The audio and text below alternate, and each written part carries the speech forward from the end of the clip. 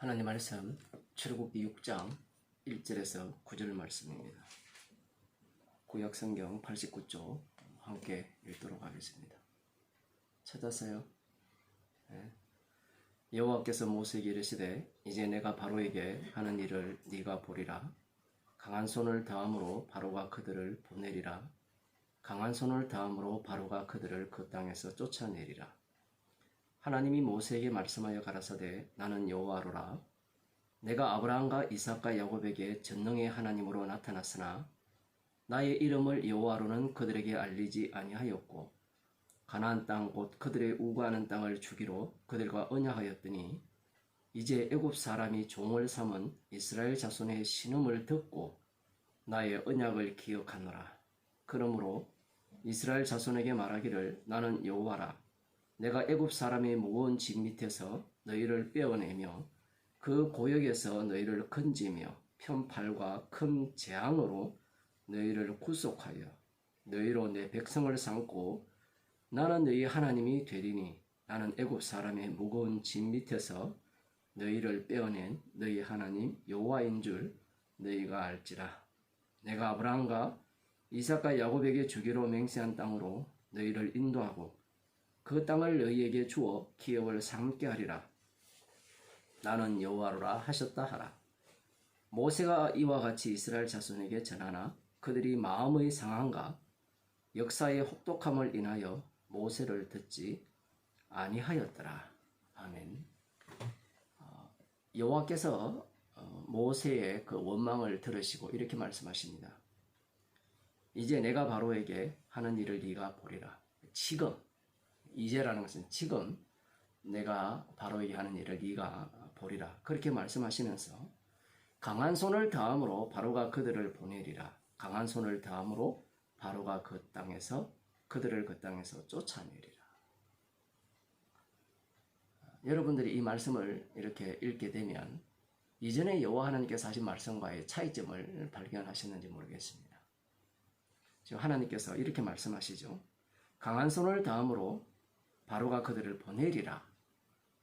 이 보낸다라는 것은 알아들었다라는 차원에서 보낸다라는 거죠. 그리고 보낸다라는 것은 이스라엘 자손들도 떠나기를 바라는 차원에서 원하기 때문에 보내는 겁니다. 그런데 여호와 하나님께서 한 번 더 말씀하시기를 강한 손을 다함으로 바로가 그들을 그 땅에서 쫓아내리라 이렇게 말씀하십니다. 쫓아낸다는 것과 보낸다는 말은 달라요. 이전에도 여호와 하나님께서 3장에서 모세에게 그런 말씀을 하셨죠.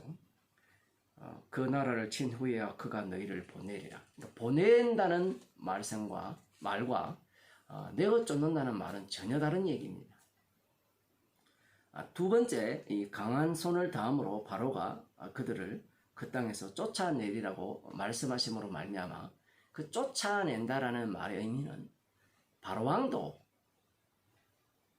꼴보기 싫다라는 거고 화가 났다는 거고요. 이스라엘 백성들은 어떤 마음의 상태냐라고 할 때는 가기 싫은 상태라는 거예요. 이 두 가지가 충돌하는 장면이 뭔가 하면 쫓아낸다는 겁니다. 이 쫓아낸다는 이 단어가 창세기 3장에 나옵니다. 이 아담과 여자가 선악과를 따먹은 이후에 여호와 하나님께서 에덴 동산에서 그들을 쫓아내셨죠. 쫓아내셨을 때 이 아담과 하와는 나갈 마음이 없습니다. 이런 어떤 것들이 그대로 지금 이렇게 반복되는 느낌이 들죠. 물론 그 위치가 전혀 다른 상황에서 하시는 말씀입니다만 이스라엘 자손들은 쫓아내지 않으면 애굽 땅에서 나갈 마음이 없는 사람들입니다. 지금 그러한 모습이 그대로 드러난 거예요. 그래서 모세에게 이 말씀을 하신 겁니다.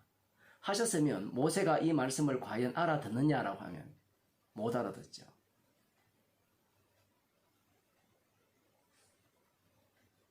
뒤에 보면 모세가 그러한 태도를 보이거든요. 자, 그 12절에 보면 이스라엘 자손도 나를 듣지 아니하였거든 바로가 어찌 들으리까 이런 말을 한단 말이에요. 우리 같으면 하나님의 이 말씀을 들었으면 모세가 알아듣고 하나님께서 이렇게 일을 진행시킬 것이다 라고 믿고 나아갈 건데 그건 우리가 우리 자신을 몰라서 그렇습니다. 지금 하나님께서는 자신이 어떠한 분인가를 지금 소개하고 계세요. 못 알아듣는 모세를 통하여서 하나님 자신을 소개하는 겁니다. 자, 그러면서 하나님께서 모세에게 계속해서 말씀하시는데 나는 여호와로라. 분명히 이전에도 이름을 물었을 때 여호와를 알려주셨죠. 자, 그런데 지금은 묻지도 않았는데 여호와라고 소개합니다. 그 이유가 있어요. 이 여호와라는 의미가 어떤 의미인가를 지금 이 본문에서 알려주고 있는 겁니다. 여호와로라 내가 아브라함과 이삭과 야곱에게 전능의 하나님으로 나타났으나 나의 이름을 여호와로는 그들에게 알리지 아니하였고 라고 말씀하세요. 우리들은 뭐 출애굽기를 보든가 창세기를 볼 때 무슨 차이점이 있느냐라고 할지 모르지만 지금 하나님의 말씀에 의하면 우리들은 이미 성령을 받아서 창세기를 보기 때문에 출애굽기와 창세기의 차이점을 못 봐요. 그런데 아브라함과 이삭과 야곱에게 있어서는 하나님을 알 때 하나님이 어떻게 자신을 계시하셨냐 알려주셨냐라고 할 때는 전능한 하나님으로 알려줬어요. 그 당시에 모든 인간들이 전능한 하나님으로 알았거든요. 아브라함과 이삭과 야곱에게 하신 그 약속을 주셨잖아요. 주셨을 때 이 아브라함과 이삭과 야곱은 하나님을 전능한 하나님으로 알고 있기 때문에 전능한 하나님께서 약속하셨으니까 당연히 전능한 하나님께서 그 약속을 이루실 것이라 이렇게 생각하는 거죠. 이것과 여호와 하나님의 차이가 있다라는 이야기입니다. 그래서 지금 하나님께서 나는 여호와로라. 너희들 아브라함과 이삭과 야곱에게는 전능한 하나님으로 나타났고 그들에게는 여호와로 알려주지 않았다라는 거죠. 그러면서 이렇게 말씀하시죠. 가나안 땅 곧 그들의 우거하는 땅을 주기로 그들과 언약하였더니 이 언약은 전능한 하나님이 언약하신 거죠. 자, 그 하나님이 이제 여호와의 이름으로 나타나셔서 그 여호와의 이름을 펼쳐 보이시는 겁니다. 그 내용을 지금부터 말씀하시는데 5절에 보면 이제 애굽 사람이 종을 삼은 이스라엘 자손의 신음을 듣고 나의 언약을 기억하노라. 여기까지는 별 차이가 없습니다. 그 다음 그러므로 이스라엘 자손에게 말하기를 나는 여호와라. 여호와라고 하죠. 그러면서 내가 애굽 사람의 무거운 짐 밑에서 너희를 빼어내며 자 여호와 하나님의 특징은 어디서 빼어낸다는 겁니다. 그러면서 그 고역에서 너희를 건진다는 거예요. 그러면 이스라엘 자손들은 뒤에 보면 하나님의 백성이라 하거든요. 내 백성을 삼고 나는 너희 하나님이 되리라고 하셨을 때 내 백성을 삼는 그 방식이 뭔가 하면 어디서 빼내야 돼요. 애굽에서 빼내는 겁니다. 그러면 이 애굽에서 빼낼 때 전능한 하나님이 빼내시는 방식은 그냥 전능한 능력으로 빼내면 되잖아요. 그런데 여호와의 이름으로 나타나신 이 하나님이 이 이스라엘 백성들을 애굽에서 빼내는 방식은 그것과 달라요. 너희를 건지며 편팔과 큰 재앙으로 너희를 구속하여 라는 말씀을 합니다. 여기에서 구속이라는 단어가 나오죠. 우리가 흔히 그 가일이라는 단어가 있어요. 뭐 고엘이라는 표현을 그렇게 쓰는데 히브리어로 가일이라는 단어인데 룻기에 아주 유명한 그 가일이라는 그 의미가 나오죠. 기업을 모르는 사람. 이걸 달리 표현하면 구속인데 구속자를 우리가 흔히 말을 하잖아요. 그 이사야 63장에도 그렇게 나오는데 주 너의 하나님을 구속자라 하고 그리고 예수 그리스도를 구속자라 하죠. 우리를 구원하신 구세주인데 그 구속자라고 이렇게 표현을 하는데 지금 이 구속이라는 말이 여기에서 처음으로 등장하고 있습니다. 그럼 하나님께서 어떻게 이 구속을 하시느냐 할 때는 뭔가 대가를 치러야 돼요. 전능한 하나님은 대가를 치르는 게 없습니다. 그냥 건져내면 돼요. 심판하고 뽑아내면 돼요.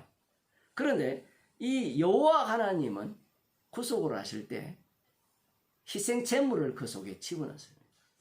여기에 보면 너희를 건지며 편팔과 큰 재앙으로 너희를 구속하여 라는 말씀을 하시잖아요. 이렇게 말씀을 하실 때 모세나 이스라엘 자손 입장에서는 편팔과 큰 재앙으로 너희를 구속한다니까 자기들은 심판 안 받고 애굽 바로왕을 큰 재앙을 내려서 구원을 하신다. 그렇게 생각을 하게 될 수 있는데 지금 그런 것이 아니라는 얘기입니다. 왜냐하면 지금 하나님께서 이런 말씀을 하심으로 말미암아 이스라엘 백성들은 누구와 딱 붙어 있는가 하면요, 이 애국과 딱 붙어 있어요. 하나가 되어 있다라는 겁니다. 이 애국과 하나가 되어 있는 것을 어떻게 주님께서 잘라내느냐, 그 잘라내는 방식을 지금 하나님께서 말씀하시는 거예요. 너희로 내 백성을 삼고 나는 너희 하나님이 되리니 나는 애굽 사람의 무거운 짐 밑에서 너희를 빼어난 너희 하나님 여호와인 줄 너희가 알지라. 그 애굽 사람의 손에서 어떻게 이스라엘 백성들을 구속해냅니까? 유월절 어린 양의 피로 구원해내는 거예요. 이스라엘 자손들이 자격이 있어서 구원하는 게 아니죠.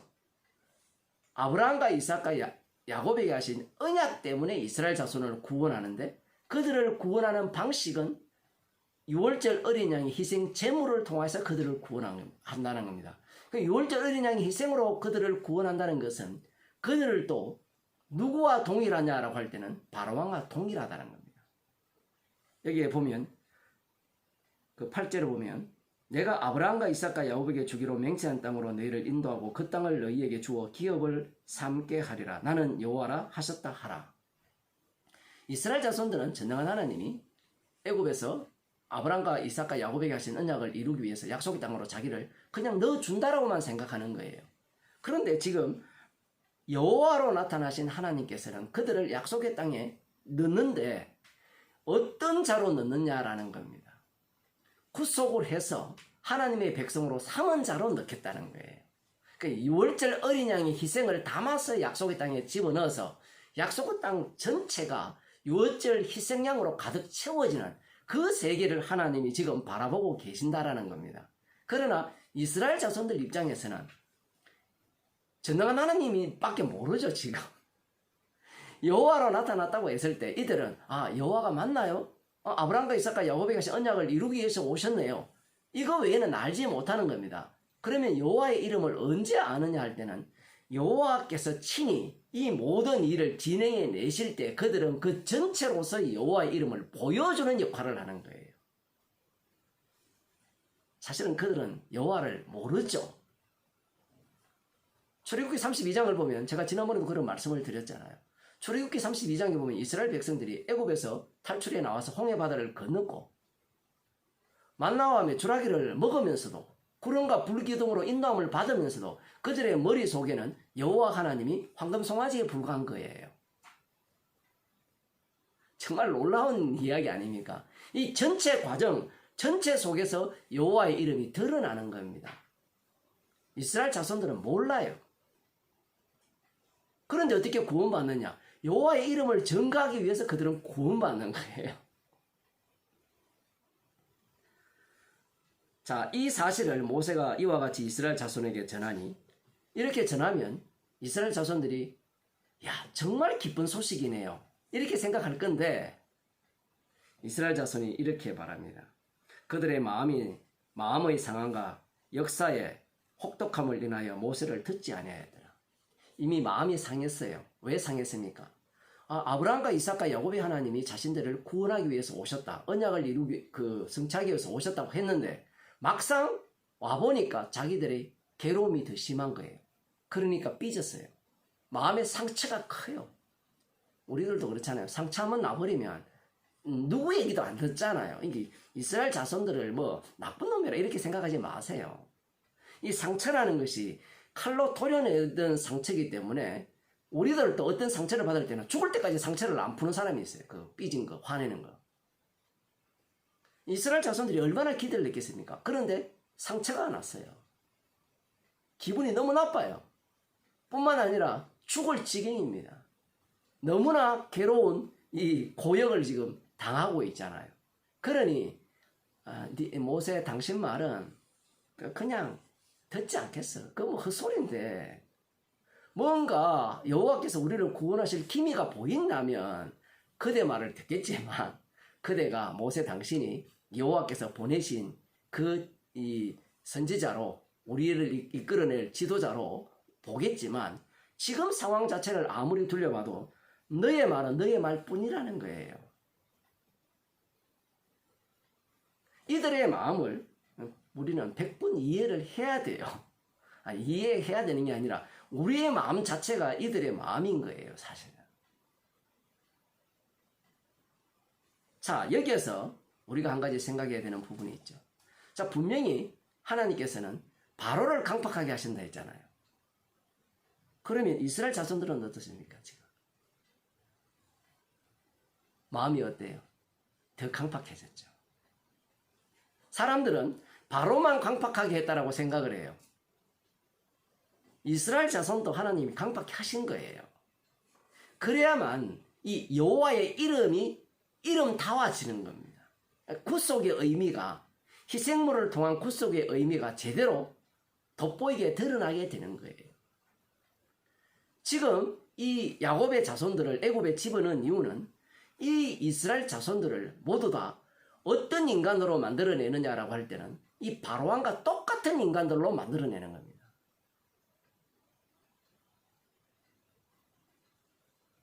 하나님이 그렇게 만드셨다고 하니까 기분 나쁜 사람도 있을 건데, 우리 자신의 꼬라지를 한번 보세요. 이 세상에 살면서 이 세상에 적응해서 살려고 하지, 어느 누가 이 세상을 빨리 떠나고 싶어 합니까? 하루속히 떠나고 싶어? 떠나고 싶다 하면서 날마다 말씀을 묵상해요? 그럼 귀찮아. 말씀 묵상하면 지겨워. 설교 듣는 것도 뭐 한두 번이지. 뭐 맨날 똑같은 소리 하는데 그걸 뭘 지겹게 자꾸 들어요. 거짓말인 거짓말. 여호와의 이름을 드러내기 위해서 하나님께서는 바로를 강팍하게 하심으로 말미암아 그 강팍이 전도가 됐어요. 영향이 파급을 미쳐가지고 이스라엘 자손도 강팍이 되어버리는 겁니다. 그러니 이들은 결코 구원받을 자격이 없는 겁니다. 그러하기에 여호와의 이름을 가장 잘 드러낼 수 있는 그러한 죄인으로 이들을 지금 주께서 구원해 내시는 겁니다. 예수님이 우리의 구속자지요. 예수님께서 우리를 어떻게 구원하셨습니까?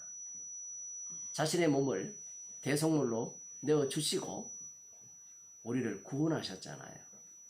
대속물로 내어주셨다는 것은 하나님 아버지로부터 버림을 받았다는 것이고 심판을 받았다는 겁니다. 구원이라는 것은 어디로부터 구원이 되거든요. 그러면 예수님께서 우리를 어디에서 구원하셨습니까? 죄에서 구원하셨죠. 악마의 종으로부터 구원하셨잖아요. 사망에서 생명으로 옮기셨습니다. 그러면 이 주의 이름이 그 일을 하셨잖아요. 주의 이름이 하셨다는 것은 우리들은 주의 이름을 믿을 수도 없고 우리들은 그 주의 이름을 믿어 구원을 받을 그러한 자격자도 안 된다라는 겁니다. 달리 말하면 이 이스라엘 자손들과 같이 바로왕과 한편 먹어서, 달리 말하면 이 세상 신과 한편 먹어서 마귀의 새끼로서 부지런히 살아가는 그러한 인생들이었는데, 주님께서 자신의 이름을 위해서 주님의 피로 우리를 새롭게 만들어 주신 겁니다. 나를 위한 구원이 아니죠. 그 피를 자랑케 하기 위한, 주의 이름을 위한 구원이라는 겁니다. 기도하시겠습니다. 하나님 아버지, 우리 인생들은 주의 이름을 위하여 세상을 만드신 그러한 목적들을 알지 못하였는데 주께서 은혜를 주셔서 이 세상을 주의 이름을 위한, 십자가 지신 주님을 위한 세상을 위해서 주님을 위해서 만드셨다는 것을 저희들에게 알려주심을 감사드립니다.